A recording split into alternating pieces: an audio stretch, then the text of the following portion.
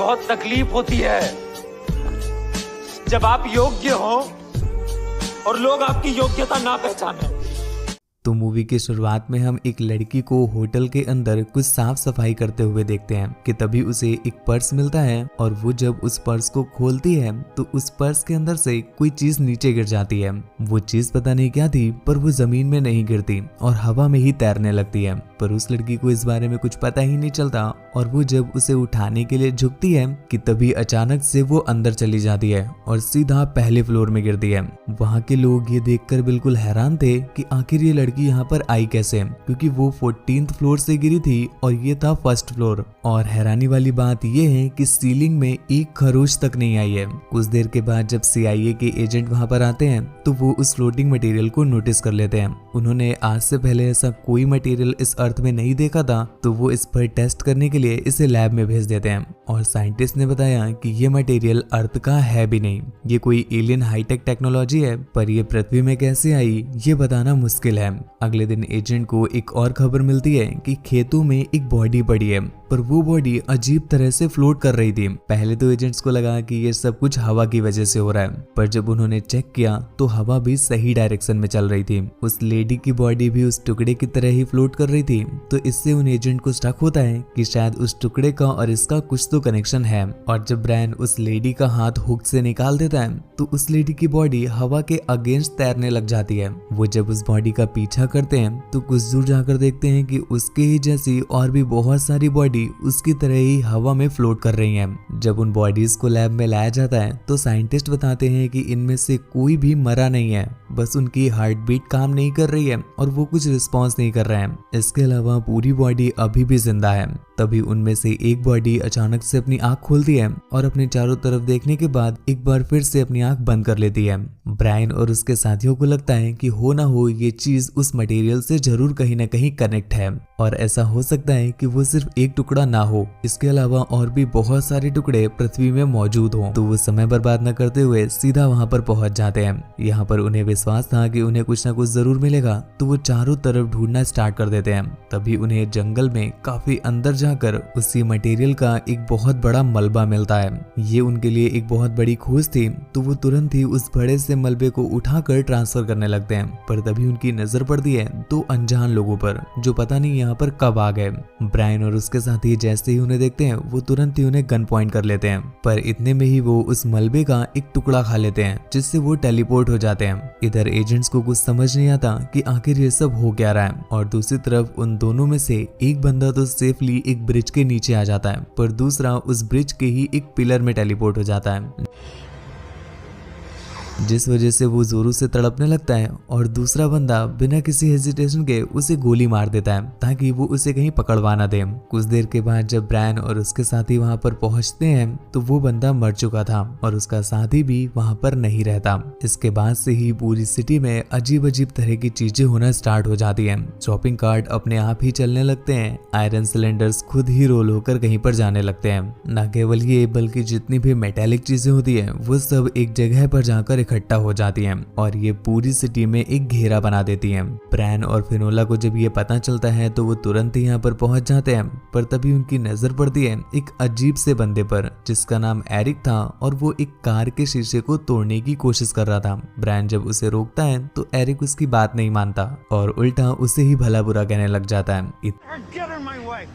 इतने में ही कुछ और भी अजीब सी चीजें होने लगती है, तो इससे उन दोनों का ध्यान भटक जाता है और एरिक मौके का फायदा उठाकर वहां से भाग जाता है। पर एरिक और फिनोला अलग होकर उसे ढूंढने लगते हैं और आखिरकार फिनोला उसे एक बंद पड़ी फैक्ट्री में पकड़ लेती है। पर दूसरी तरफ ब्रायन ने भी एरिक को एक वेयर हाउस के पास पकड़ लिया था। अब एरिक का तो कोई जुड़वा भाई भी नहीं था, तो ये चीज कैसे पॉसिबल हो सकती है। वो दोनों ही एरिक को इन्वेस्टिगेशन के लिए लाते हैं और यहाँ पर वो नोटिस करते हैं कि दोनों ही एरिक को कुछ मेंटल प्रॉब्लम है और वो दोनों ही अपने आप को असली एरिक कह रहे थे। ब्रायन और फिनोला को समझ नहीं आता कि आखिर ये माजरा क्या है, तो वो असल बात समझने के लिए एरिक के घर जाते हैं। अंदर जाने से पहले वो प्रोटेक्टिव सूट पहन लेते हैं क्योंकि उन्हें नहीं पता अंदर क्या हो सकता है। और ब्रायन जब अंदर उसके सारे कमरे चेक कर रहा था कि तभी उसे वहां पर उसी मेटल का एक बड़ा मलबा मिलता है। ये देखकर वो हैरान तो होता ही है, पर इससे ज्यादा हैरान वो तब होता है जब वो अपने पीछे अपने ही जैसे एक दूसरे ब्रायन को देखता है और दूसरा जो ब्रायन था वो भी इमोशनल हो रहा था। ब्रायन को समझ नहीं आता कि आखिर ये सब कुछ चल क्या रहा है। वो दोनों ही एक दूसरे को गन पॉइंट करते हैं, पर जैसे ही दूसरा ब्रायन कुछ बोलने की कोशिश करता है कि इतने में ही ब्रायन उसे शूट करके मार देता है। ये देखकर ब्रायन को समझ में आता है कि इस मेटल का जो मलबा है वो एक इंसान का क्लोन बना सकता है। तो इसका मतलब ये है कि वो जो दोनों एरिक हैं वो दोनों ही क्लोन हैं। पर अगर ऐसा है तो असली वाला एरिक कहाँ है? इस बात को लेकर जब सभी लोग परेशान होते हैं कि तभी ब्रायन को जमीन में पड़ा हुआ खून दिखाई देता है और वो लोग जब उसे फॉलो करते हैं तो वो देखते हैं कि एरिक की कार घर पर नहीं है। हो सकता है कि जब सारे मेटल्स खींचे चले जा रहे थे तो उसमें से एक एरिक की कार भी हो। तो वो लोग उस घेरे के पास जाकर एरिक की कार को ढूंढने लगते हैं। वहां पर इतनी सारी चीजें एक के ऊपर एक रखी हुई थी कि एरिक की कार को ढूंढना लगभग नामुमकिन था। पर ब्रायन किसी तरह से एरिक की कार को ढूंढ लेता है और उन्हें उसके अंदर ही फंसा हुआ एरिक मिल जाता है। वो किसी तरह से एरिक को बाहर निकालते हैं और उसके घर में मिला उस मलबे को भी कलेक्ट कर लेते हैं। इसी समय पर दूसरी सिटी में एक वर्कर जब कुछ काम कर रही थी कि तभी उसे अपने सामने हवा की एक पतली लेयर दिखाई देती है। उसे ये चीज काफी अजीब लगती है पर उसे समझ नहीं आ रहा था कि आखिर ये है क्या। तो वो एक पत्थर को उठाकर उसकी तरफ बढ़ती है और जब वो उस पत्थर को उस लेयर पर मारती है तो वो पत्थर तो उस लेयर के पार चला जाता है। लेकिन इतने में ही उसे किसी की शैडो दिखाई देती है जिससे वो काफी डर जाती है और तुरंत ही CIA के एजेंट्स को कॉल करती है। पर जब तक एजेंट्स वहां पर पहुंचते हैं तब तक वो लेयर गायब हो चुकी थी। इसलिए वो सभी वहां पर बैठकर इंतजार करने लगते हैं उस लेयर के दोबारा आने का। फॉर्चुनेटली रात में वो लेयर एक बार फिर से दिखाई देती है और ब्रायन जब उस लेयर को चेक करने जाता है तो वो देखता है कि वो एक बहुत पतली सी लेयर है। पर तभी उन्हें उस लेयर में एक लड़की दिखाई देती है। तो फिनोला उससे पूछती है कि वो कौन है। वो बताती है कि उसका नाम निकोल है।